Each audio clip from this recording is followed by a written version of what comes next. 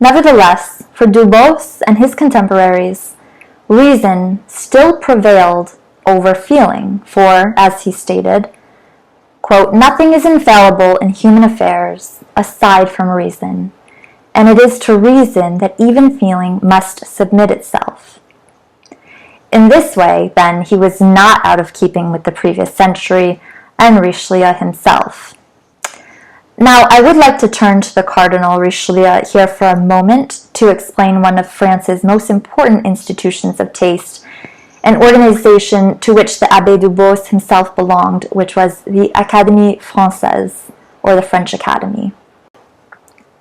The Académie Française was, and remains to this very day, one of the great French intellectual traditions. The Académie Française was set up to protect and promote the French language.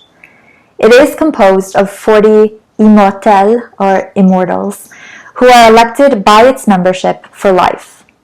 It is housed today at the Institut de France, which I mentioned last time. This was Mazarin's Great Commission to Laveau and Laveau's Parisian masterpiece.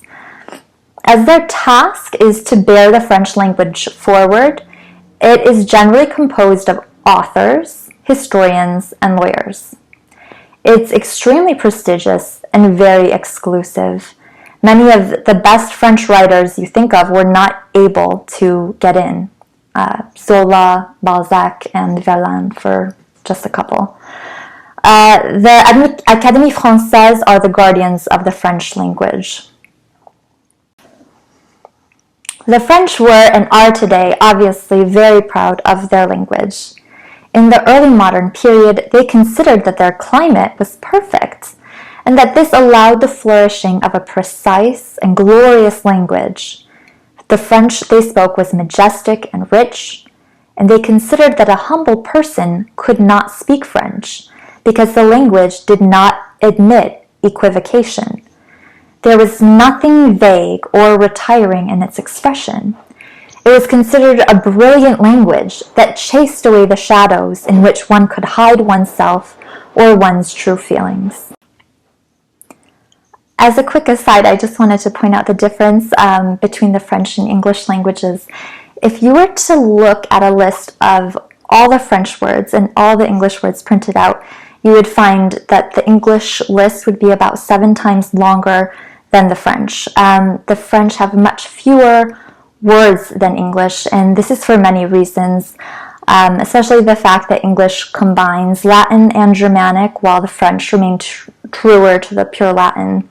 However, especially in the technological age, new things never seen before are obviously popping up all the time, and they need names.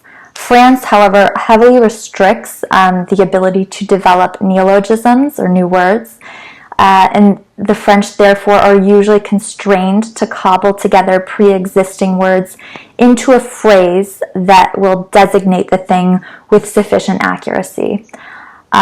So Wi-Fi, for example, you'd say accès sans fil, like access without wire.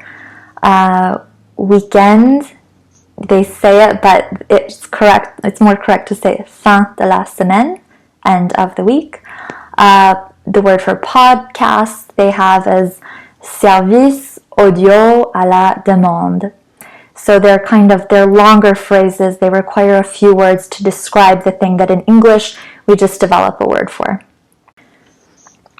The Académie Française sometimes admits defeat on this point, but only very rarely, and if I might add, almost with a sparkle of wicked glee, the most famous admission into the French being the word comfortable, the English word comfortable. They brought it in as confortable, which they just changed an N in for the M.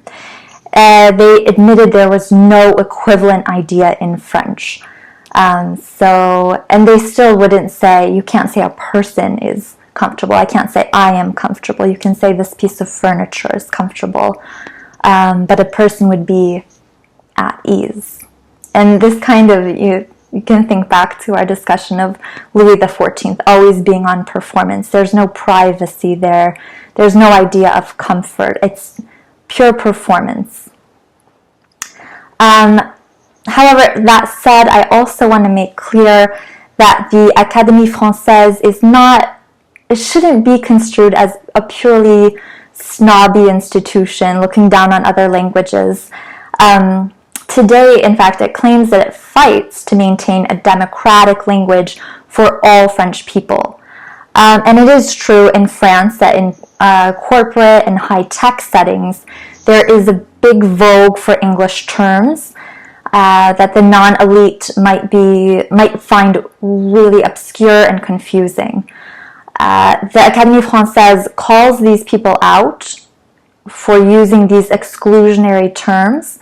They want to keep the language pure, therefore not simply for style and status, but also for popular intelligibility as well.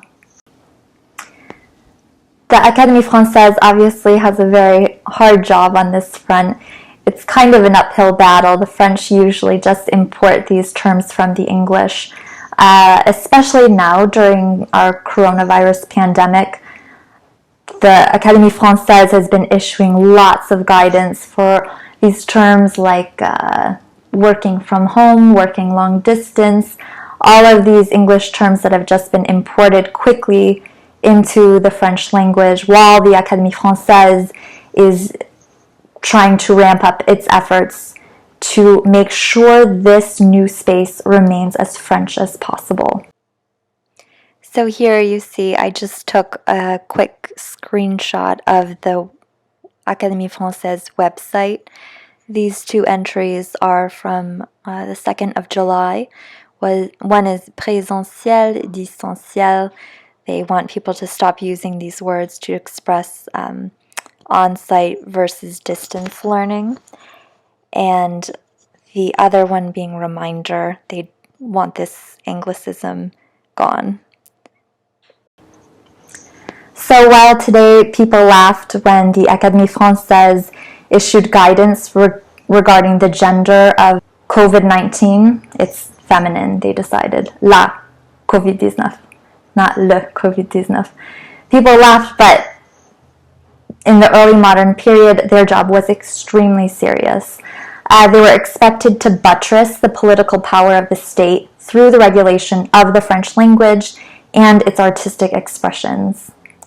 It's interesting to note that not everyone in France at the time of the Académie Française's beginnings thought it would be a good idea to have a central authority to judge matters of language and literature. The Parliament, the French Parliament, and Parliament in France means judiciary and not legislature.